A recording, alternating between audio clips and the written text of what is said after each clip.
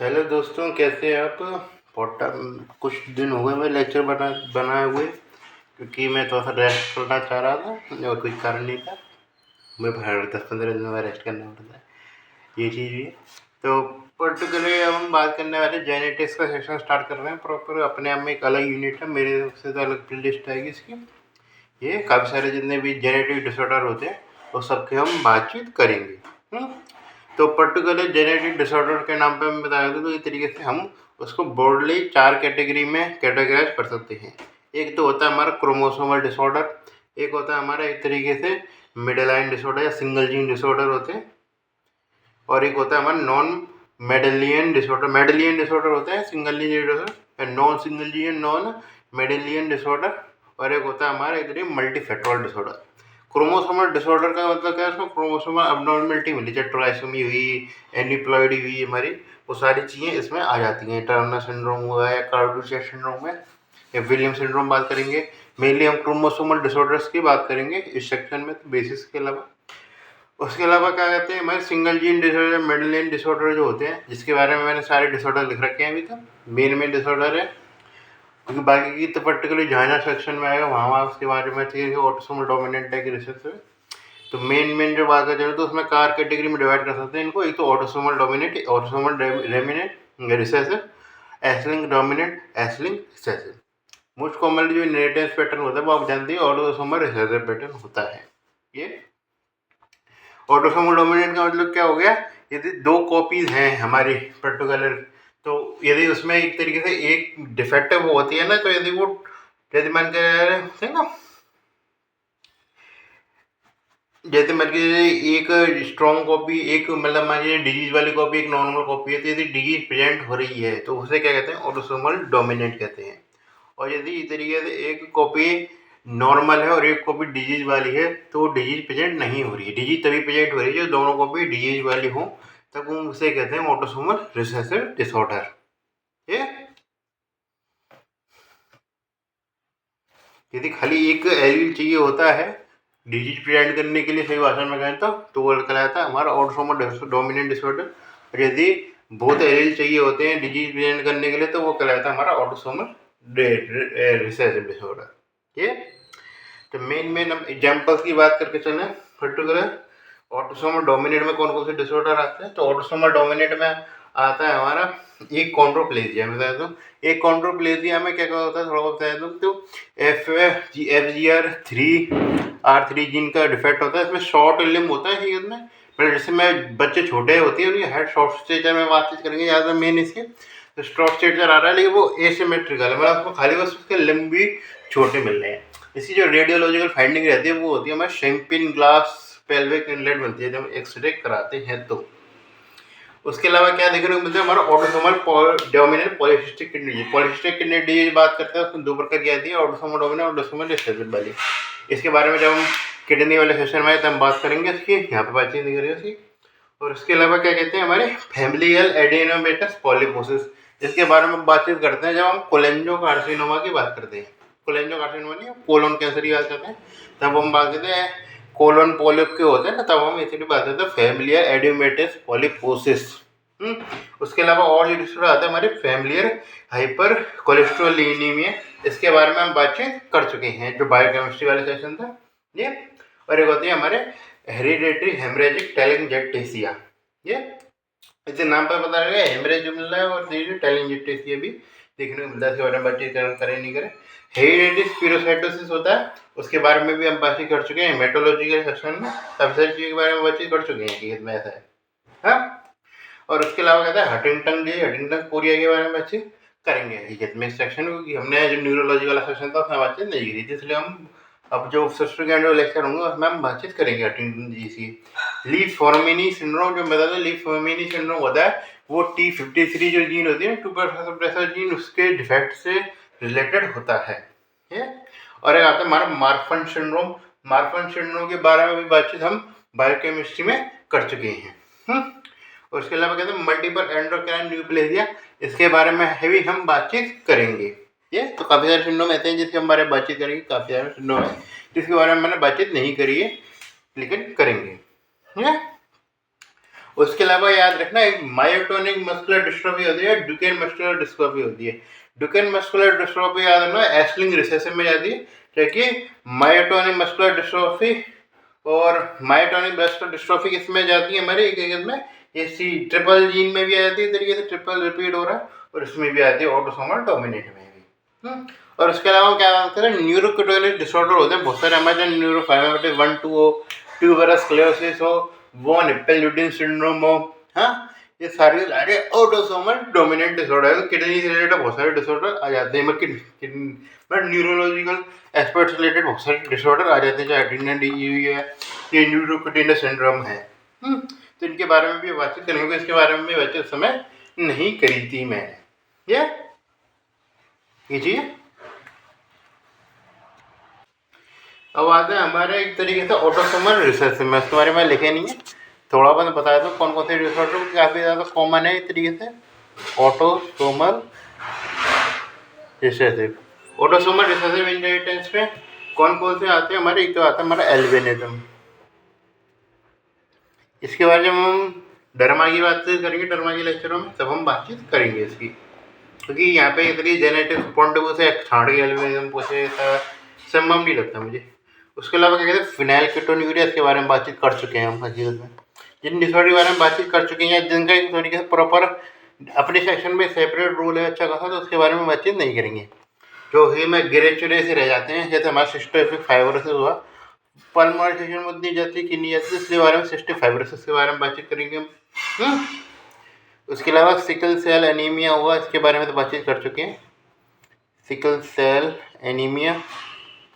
हाँ, उसके अलावा विल्सन डिजीज हुई, इसके बारे में बातचीत करेंगे, इसी सेशन में बातचीत करेंगे में विल्सन डिजीज हुई।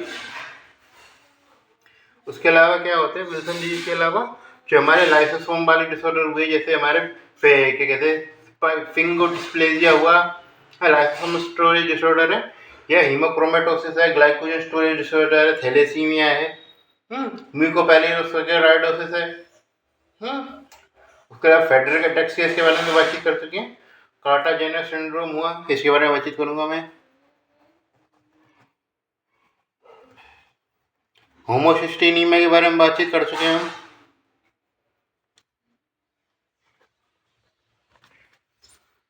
एम्फाइसीमा हुआ आपका तरीके से अल्फा 1 एंटीट्रिप्सिन डेफिशिएंसी, वो ऑटोसोमल रिसेसिव में आती है। ये तरीके ऑटोसोमल रिसेसिव वास्ट मेजॉरिटी काफी सारे डिसऑर्डर आ जाते हैं, या ऑटोसोमल रिसेसिव आ जाते हैं, autosomal recessive polycystic kidney disease. ये इस तरीके से सारे एक तरीके से हम डिसऑर्डर्स की बात करेंगे। काफी सारे बातचीत हम कर चुके हैं, जैसे मेटाबॉलिक डिसऑर्डर ज़्यादातर आ गए हमारे ऑटोसोमल रिसेसिव में, तो इसके बारे में बातचीत हम कर चुके हैं, तो उसके बारे में बार बार बातचीत करने को फायदा नहीं है। ये अब हम आते हैं एक तरीके से एशलिंग रिसेसिव में। एशलिंग रिसेसिव का मतलब क्या कि वो हकीकत में कि खाली जब जिनमें एक तरीके से 2 एक्स क्रोमोसोम प्रेजेंट है मान के चले, तो वो डिसऑर्डर प्रेजेंट नहीं करेंगे। यदि मान के चले वो किस में है, यदि मान के चले एशलिंग, यदि दोनों क्रोमोसोम प्रेजेंट है तो वो डिसऑर्डर प्रेजेंट नहीं करेंगे।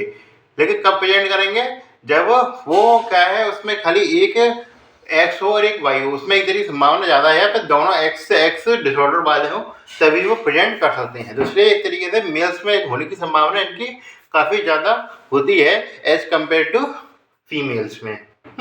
और ऐसे डिसऑर्डर बहुत सारे हैं। सबसे पहले आ जाता है हेमेटोलॉजिकली बात करके चलो, तो एक तरीके से हमारा आता है ब्रूटन ए गामा ग्लोबिनीमिया, एक तरीके से इम्यूनोलॉजिकल वाला एंगल आ गया, तो ब्रूटन ए गामा ग्लोबिनीमिया ये। और जो इसके बारे में हम बातचीत करेंगे आगे चल के सब्सिक्वेंट सेक्शन में, वो आता है हमारा ड्यूकेन मस्कुलर ब्रूटन ए के बारे में जिससे बातचीत नहीं करोगे, इसके बारे में बातचीत हम कर चुके हैं। ये जिसके बारे में बातचीत करते हैं इम्यूनोलॉजिकल मार्क्स चेक करना, उसमें मैंने बातचीत करी हुई है। एक आता है हमारा बेकर्स मस्कुलर डिस्ट्रॉफी, इसके बारे में बातचीत करेंगे। उसके अलावा क्या आता है हमारा फेब्री, इसके बारे में बातचीत करते हैं, जिसे पेरिडाइसिटी के बारे में बातचीत कर चुके हैं, हीमोफीलिया ए बी के बारे में बातचीत कर चुके हैं, और लीशनियन सिंड्रोम इसके बारे में बातचीत करेंगे, इंपॉर्टेंट है हमारे लिए ये। तो लीशनियन सिंड्रोम है इस तरह बारे में। ओटीसी डेफिशिएंसी के बारे में मैं ज़्यादा ध्यान बातचीत कर चुके हैं, हकीकत में सर यूरिया साइकिल में बातचीत करी थी ये। और आता है विस्कोफ एल्ड्राइन सिंड्रोम, इसके बारे में बातचीत करेंगे। ये तरीके बातचीत करने वाले पॉइंट है हमारे।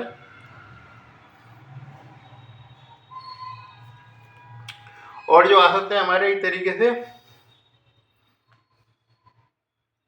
यही है, चलो इतना और कोई नहीं है।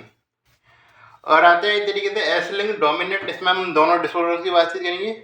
इसका मैं बातचीत करूंगा जब हम विटामिन डी के बारे में बातचीत करेंगे तब करेंगे, इसमें तब बात नहीं। रेट सिंड्रोम के बारे में बातचीत हम कर लेंगे, उसमें ऐसा कुछ खास होता नहीं है। रेट सिंड्रोम में बात करनी तो अभी बताया था रेट सिंड्रोम में होता क्या। तो रेट सिंड्रोम में क्या होता है, ये एक्वायर्ड माइक्रोसेफेली होती है। जैसे हम माइक्रोसेफेली वाले सेक्शन पढ़ते थे, हम ग्रोथ वाले सेक्शन में आते हैं ज़्यादा चाहिए तो माइक्रोसेफेली आती है, इसमें एक्वायर्ड माइक्रोसेफेली होती है, मतलब जो बचपन से ही माइक्रोसेफेली नहीं होती, ये एक्वायर्ड होती है। एक्वायर्ड से सेंस उसका बाद में डेवलप होती है, शुरुआत में तो वो उसका ग्रोथ अच्छी रहती है 1 साल, लेकिन उसके बाद उसके जो क्या ग्रोथ होती है वो डेफिशिएंट होने लग जाती है। ये चीज़। तो अब डेफिशिएंट होने से क्या क्या चीज़ें आती है, मतलब इस तरीके से अपने हेड साइज में शुरुआत में तो नॉर्मल था, लेकिन वो 1 साल के बाद क्या एक तरीके से वो ब्रेन ग्रोथ थी वो डिक्रीज हो जाती है और हेड साइज भी डिक्रीज हो जाता है। ज़्यादातर जो मिलता है हकीकत में हमारे शॉर्ट स्टेचर के संग मिलता है हकीकत में ये चीज़ें। और उसके अलावा क्या होता है हमारा कॉग्निटिव एबनॉर्मलिटी देखेंगे, स्पीच प्रॉब्लम होती है वो देखने को मिलती हैं। हाँ, और क्या देखने को मिलता है हकीकत में, हेड रिंगिंग मूवमेंट देखने को मिलती है ज़्यादातर। ये सबसे बड़ी फाइंडिंग रहती है मेरे, हेड रिंगिंग मूवमेंट।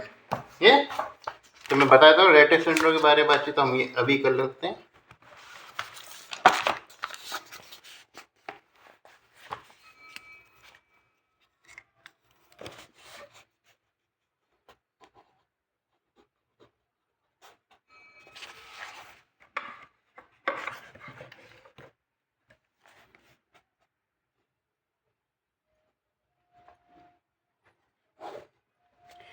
रेटे सिंड्रोम में क्या होता है,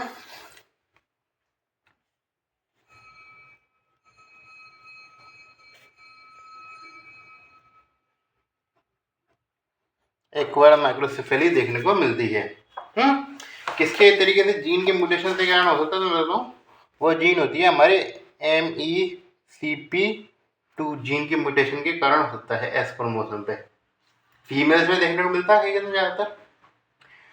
और इसके अलावा क्या होता है हकीकत में इनिशियल, क्योंकि ये तरीके से फीमेल्स में को देखने को मिलता है तुझे, क्योंकि मान के चलो फीमेल्स में इतनी हालत हो रही है जब उसमें एक तरीके से 2 क्रोमोसोम आ रहे हैं प्रेजेंट करने के लिए, 2 क्रोमोसोम आ रहा है तब प्रेजेंट हो रहा है। मान के चलो मेल में तो उसका फीटस ही नहीं बचता है, ये कहना चाह रहा हूँ मैं। तो इस तरीके से फीटस एम्ब्रियोलॉजिकली लीथल होती है तरीके, मतलब यदि मेल में अंदर है तो मेल तो बचेगा ही नहीं, मेल पैदा ही नहीं होगा। जैसे क्या है, जैसे बात कही थी ना इतने हाइड्रोफिटेलिस की बात करते हैं, अल्फा थैलेसीमिया है, तो वही बात इसलिए आई थी, एम्ब्रियोलॉजिकली फीटल फॉर मेल, मेल के लिए एम्ब्रियोलॉजिकली फीटल होता है ये रेटे सिंड्रोम बात करके। ज़्यादातर जैसे हम साइकेट्रिक डिसऑर्डर में बात करते हैं, कोई ज़्यादातर जब चिल्ड्रन साइकेट्रिक डिसऑर्डर ये एम्ब्रियोलॉजिकली लिथल होता है बाकी। तो इसमें क्या होता है, इनिशियल तो नॉर्मल ग्रोथ होती है, इनिशियली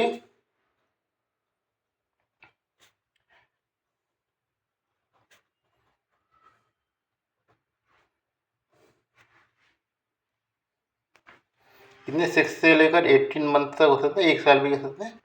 उसके बाद ग्रोथ होती है, उसके बाद क्या होता है रिग्रेशन होता है, मतलब कि आगे बढ़ने की जगह पीछे चला जाता है आदमी ये जिसमें हमारे मोटर वर्बल कोग्निटिव सारे एक तरीके से रिग्रेशन होता है। क्या चीज़ देखने को मिलती है, फीचर क्या है, इस तरीके से आदमी की बच्चे की हाइट छोटी रह जाएगी, लड़की की तो शॉर्ट स्टेचर देखने को मिलता है। उसके अलावा रिग्रेशन माइलस्टोन तो पता ही होगा। उसके अलावा क्या है, स्पीच एबनॉर्मलिटी, और क्या देखने को मिलता है हमें, इस तरीके से मिलता है हैंड रिंगिंग मूवमेंट्स देखने को मिलते हैं। तो ये तरीके से हमारे सारे हुए तरीके से मेडेलियन डिसऑर्डर। फिर आते हैं नॉन मेडेलियन डिसऑर्डर में। नॉन इन मेडेलियन डिसऑर्डर में आते हमारे tri nucleotide repeat expression disease, जिसमें एक तरीके से जितना ज़्यादा एक्सप्रेशन होगा हमारे ट्राई न्यूक्लियोटाइड का उतनी ज़्यादा संभावना बढ़ेगी हकीकत में एक तरीके से डिसऑर्डर होने की। इसमें आता है हमारा कौन सा ट्राई न्यूक्लियोटाइड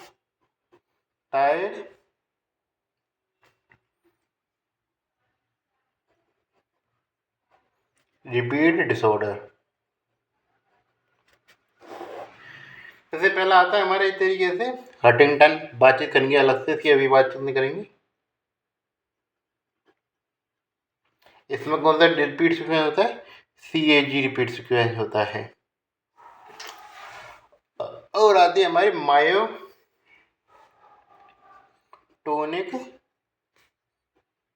डिस्ट्रोफी। ये हमारा CTG सीक्वेंस रिपीट होता है, इसके बारे में भी बातचीत करूंगा मैं। मायोटोनिक डिस्ट्रोफी होता है ना, उसमें बताया दोनों जगह एग्जांपल में आता है, उसके बारे में बातचीत करेंगे। एक आता है हमारा इस तरीके से fragile x syndrome. Fragile x syndrome में क्या आता है? CGG का रिपीट सीक्वेंस होता है, इसके बारे में बातचीत कर ही लेते हैं अभी। तो सी जीन का रिपीट सीक्वेंस होता है, इसमें क्या दिक्कत आती है? इसमें बात कर चलो, ये खेत में, बाकी ये तो ऑटोसोमल डोमिनेंट है। ये जो होता है हमारा फ्रेजाइल एक्स सिंड्रोम से बात जाइए, ये एक्स डोमिनेंट होता है, x linked dominant disorder. X linked dominant तो काफ़ी डिसऑर्डर की बात करी थी, उसमें हमारा ये भी डिसऑर्डर आता है, हालांकि ये शायद बताने से रह गया ये। तो ये तरीके ये चाहिए कि फ्रेजाइल एक्स सिंड्रोम होता है, CGG रिपीट सीक्वेंस देखने को मिलता है। फ्रेजाइल एक्स सिंड्रोम में होता क्या होता है? कौन सी जीन इफेक्ट होती है? फ्रेजाइल एक्स सिंड्रोम की बात कर रहे हैं अभी तो फ्रेजाइल एक्स में कौन सी जीन डिफेक्ट देखने को मिलती है? FMR1। ये जीन का नाम पता होना चाहिए, हकीकत में जैसे MECP2 जीन पता होनी चाहिए, जैसे मैंने रेटेड सिंड्रोम की बात कर चाहिए। तो हकीकत में एक रिवीजन क्लास में मैं बताऊंगा पूरा इस तरीके से सस्ता लिख के दूंगा, पर्टिकुलर उसका स्क्रीनशॉट लेके जरूर रखना है ना। पर्टिकुलर जो उसमें हम जो भी तरीके से डिसऑर्डर डेवलप हो जाते हैं हमारे, पर्टिकुलर कौन सी जीन इन्वॉल्व हो रही है, कौन सी क्रोमोसोम में कौन सा डिसऑर्डर है, इसके बारे में हम एक जगह लिख के जरूर रख लेंगे। हाँ, इसमें जो आपको याद रखना है कि इसमें जितनी ज़्यादा इस तरीके से रिपीट सीक्वेंस होगी, उतनी ज़्यादा इस तरीके से डिसऑर्डर के बनने की संभावना होगी। ये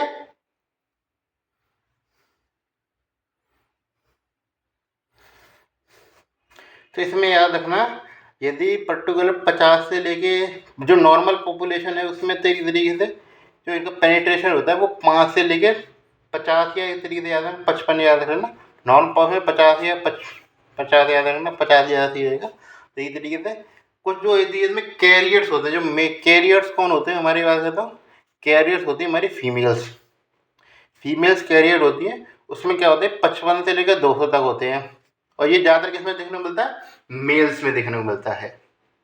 ये चीज़ तो ऐसे में डोमिनेंट में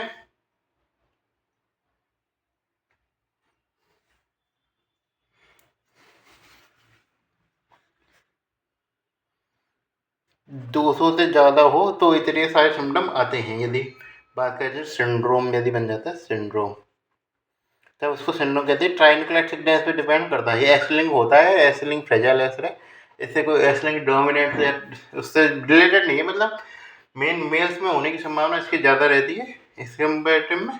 ये तो ये किस में देखने को मिलता है? मोस्ट कॉमन मेल्स में देखने को मिलता है। ये चीज़ बात है, तो मेल्स में मोस्ट कॉमन देखने को मिलता है। कैरियर जो होती है फीमेल होती है, उसमें क्या क्या फंक्शन आते हैं ये होता है ना। इंटेलेक्चुअल डिसेबिलिटी दोनों में कॉमन रहेगा, दोनों में देखने को मिलते हैं। तो इंटेलेक्चुअल डिसेबिलिटी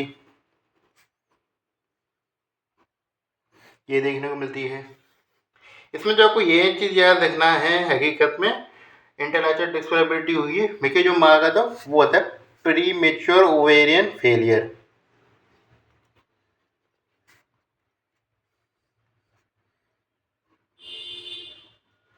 ये फ्रेंड याद रखने का होता है, ताकि जब हम इम्यूनरी की बात करेंगे तब फ्रेजाइल एक्स सिंड्रोम भी आता है। उसमें जो याद रखने लायक पॉइंट होता है वो यही होता है प्री मेच्योर ओवेरियन फेलियर। ये तो मतलब समय से पहले ही तरीके से ओवेरियन की इनसफिशियंसी हो जाती है, कुछ भी हो सकता है, ये में कमी रहती है ओवेरियन की। ये हाँ, सिर्फ ये सिंड्रोम में आ गया। यदि मान चले सिंड्रोम के अंदर क्या मिलता है, सिंड्रोम मेल्स में क्या देखना मिलता है, जिनमें तरीके से सिंड्रोम प्रेजेंट है उसमें क्या देखने को मिलता है? उसमें देखने को मिलता है हमको हाइपोगोनेडिज्म, मतलब ये तरीके गोनेड्स हैं वो बड़े बड़े हैं। कहते हैं मैक्रो ऑर्किडिज्म जहाँ से शब्द जाता है इसके लिए, एनलार्ज टेक्सचर मैक्रो और कीडिज्म, टेस्टिस का जो साइज होता है इंक्रीज हो जाता है। उसके अलावा क्या कहते हैं, लॉन्ग मिलता है, जैसे लॉन्ग फेस देखने को मिल रहा है हमको। लॉन्ग क्या देखने को मिल रहा है, जॉ, सारी चीज लॉन्ग देखने को मिली। लार्ज ईयर, ये। और जो आपको याद रख सकते हैं हकीकत में, हाई आर्थ पैलेट याद रखते हैं, हाई आर्थ पैलेट ज़्यादा एडिनोड वाले से सिम्टम देखने को मिल जाते हैं, ये है हकीकत में। और इसमें क्या होता है, ये चीज़ होता है माइट्रल वाल्व प्रोलैप्स होने की संभावना ज़्यादा रहती है, माइट्रल वाल्व प्रोलैप्स मिल सकता है। ये बहुत याद रखने वाला पॉइंट है।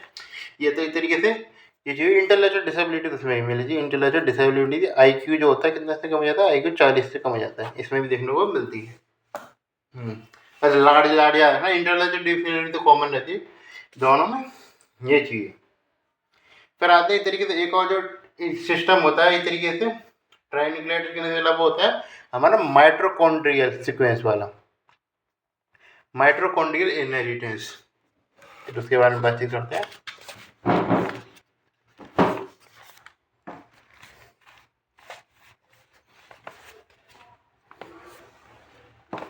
चलो सीधे नाम लिख देता हूँ, उसके बारे में बातचीत हम आगे के सेशन में करेंगे।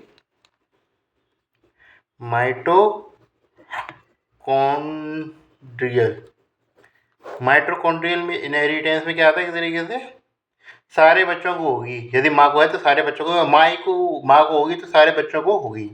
और किसको, इस डिसऑर्डर कौन फैला सकता है, केवल जो होती है फीमेल्स ही फैला सकती है, और कोई इस तरीके से फैला नहीं सकता, आदमी तो नहीं फैलाएगा, चाहे भले ही इसको डिसऑर्डर हो, वो नहीं फैलाएगा। ये तो ऐसे ही माँ से संभल के रहे हैं, गलत स्टेटमेंट आ गया। ये दिए माइटोकॉन्ड्रियल डिसऑर्डर में क्या हो सकता है हमारा, इस तरीके से होता है लेवर हेरिडिटरी ऑप्टिक न्यूरोपैथी, जाल डिसऑर्डर, ये इसके बारे में बातचीत करने का नक्शा आए चल के।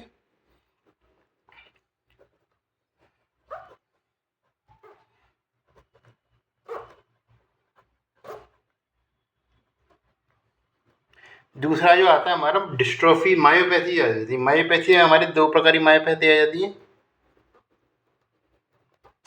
मायोपैथी में आते हैं हमारी तो MELAS, क्या, mitochondrial encephalomyopathy with lactic acidosis and stroke like symptom, stroke like episode, यानी ये तरीके से याद रखते हैं। माइटोकॉन्ड्रियल, ई से एन्सेफेलोपैथी, एल से आता है लैक्टिक एसिडोसिस, एल से लैक्टिक एसिडोसिस, एस से स्ट्रोक लाइक सिम्टम, ये क्या है लैक्टिक एसिड और स्ट्रोक लाइक सिम्टम। एक दूसरे वो आता है हमारा MERRF, क्या होता है, myoclonic epilepsy, myoclonic epilepsy with rigid red fibres. तो रिजिड रेड फाइबर देखने मतलब क्या है, रिजिड रेड फाइबर, तो माइटोकॉन्ड्रियल एन्सेफेलोपैथी तो कॉमन है। फिर लैक्टिक एसिडोसिस आता है और ये होता है स्ट्रोक लाइक सिम्टम। ये बस खाली इतना याद रखना है। ये लेबर हेरिडिटरी न्यूरोपैथी के बारे में बातचीत करेंगे। जैसे बताया था मैं थोड़ा बहुत कॉमन है, तो इसमें क्या होता है, जो कॉम्प्लेक्स 1 होता है ETC, उसमें डिफेक्ट आ जाता है, जिसके कारण क्या होता है इस तरीके से न्यूरोनल डेथ हो जाती है रेटाइना की और ऑप्टिक नर्व की। ये चीज़ बाकी माइस्थीनिया ग्रेविस के हम कंपेयर करने में पड़ेंगे उसको, थोड़ा बहुत बताया था। ये डायग्नोसिस कभी भी बनाते हैं तो किस प्रकार बनाते हैं, आपको CSF इफेक्टेड है तो डायग्नोसिस बनाने के लिए क्या करते हैं इस तरीके से, CSF लैक्टेड जो होता है वो बड़ा होता है हमारा डायग्नोसिस बनाने के लिए। उसके अलावा क्या कहते हैं CSF, इससे स्क्रीनिंग भी कर सकते हैं, मतलब इस तरीके से लैक्टेड जरूर याद रखना, लैक्टेड बढ़ा हुआ मिलेगा, CSF लैक्टेड जरूर याद रखना, लैक्टेड बढ़ा हुआ मिलता है हमेशा ज़्यादातर इस डिसऑर्डर में।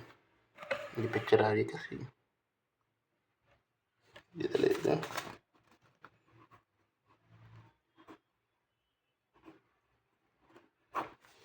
बढ़ा हुआ देखने को मिलता है।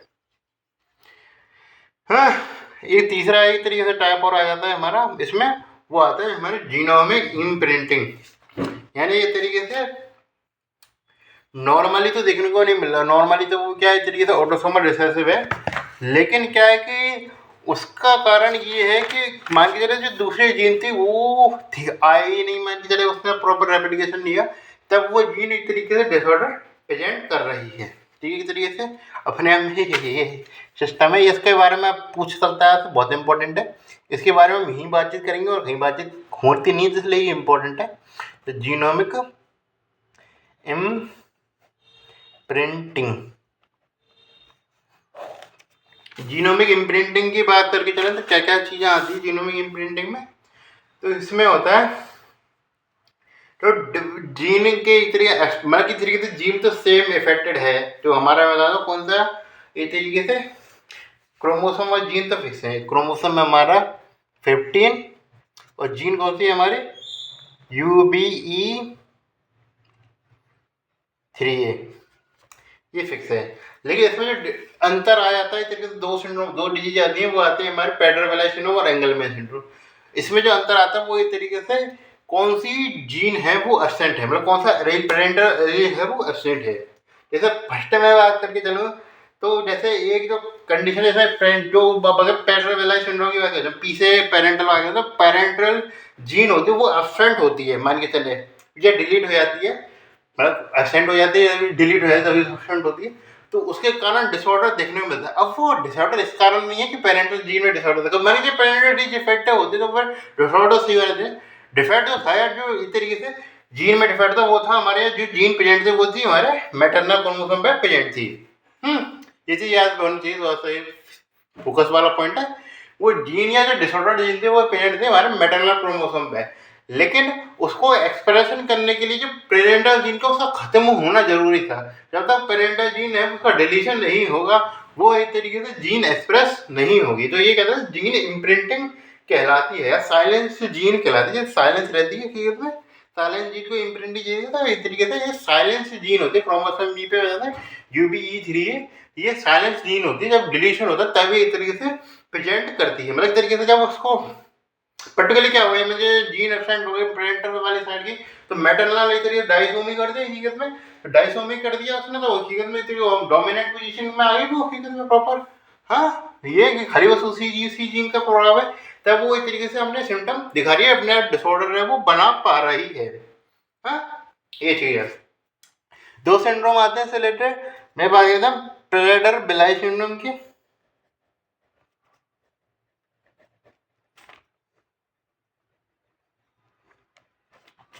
और एक होता है हमारा एंगलमैन सिंड्रोम।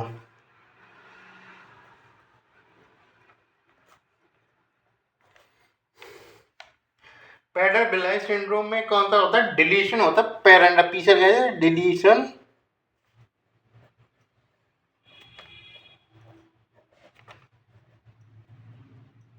और पैटर्नल जीन।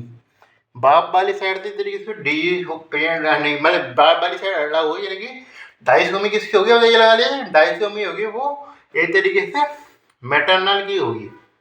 तो मैटरनल डाइसोमी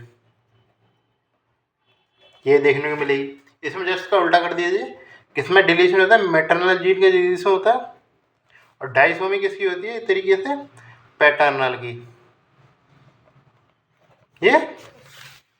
ये सब मैकेनिज्म रहता है। डिफेक्ट जीन को डिपेंड होता है क्रोमोसोम 15 UBE3A, ठीक है, वो तो याद होगा तो, ये हालांकि याद नहीं होगा मेरे साथ, याद करना पड़ेगा। इसमें साइन और सिम्टम पे आते हैं क्लिनिकल फीचर, तो क्लिनिकल फीचर बिल्कुल अलग हो जाते हैं यदि ऐसे ही होते ही। क्लिनिकल फीचर में एक तरीके से आप याद रख सकते हैं सारे, बस खाली खाने पीने में अच्छा, बाकी सब में कमजोर है ये, यानी कि तरीके से हाइपर जो होता है मगर हाइपरफेजिया देखने मिलता है। इसी कारण क्या होता है ओबेसिटी देखने को मिलेगी।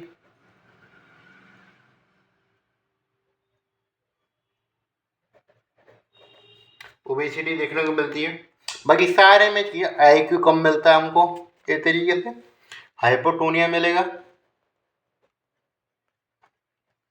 ये हाइपोगोनेडिज्म देखने को मिलेगा,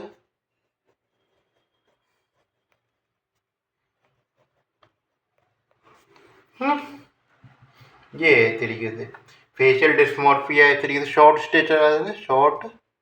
स्टेचर देखने को मिलता है। ये चीज़ इतना ही काफ़ी है। इसमें क्या है तरीके ज़्यादातर वो हेड से रिलेटेड है, इसमें याद रखना हेल्थ करके निमोनिक याद रखना, हेल्थ से एच से क्या हुआ head flipping, hand flipping, hand flapping. A से क्या हुआ अटैक्सिया, आई से क्या होगा हमारे आई क्यू कम मिलना है उसको। एल से क्या मिलेगा बहुत ज़्यादा लाफ्टर है, इस तरीके से लाफ्टर मिलता है, इस तरीके से बहुत ज़्यादा हंसने वाला लाफ्टर।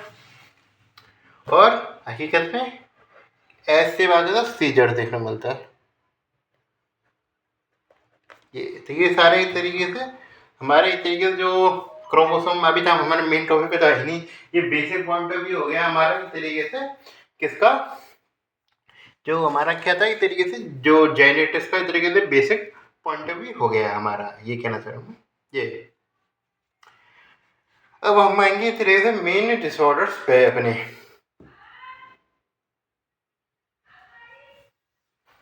तो ठीक है उसके बारे में अगले लेक्चर में बातचीत करेंगे।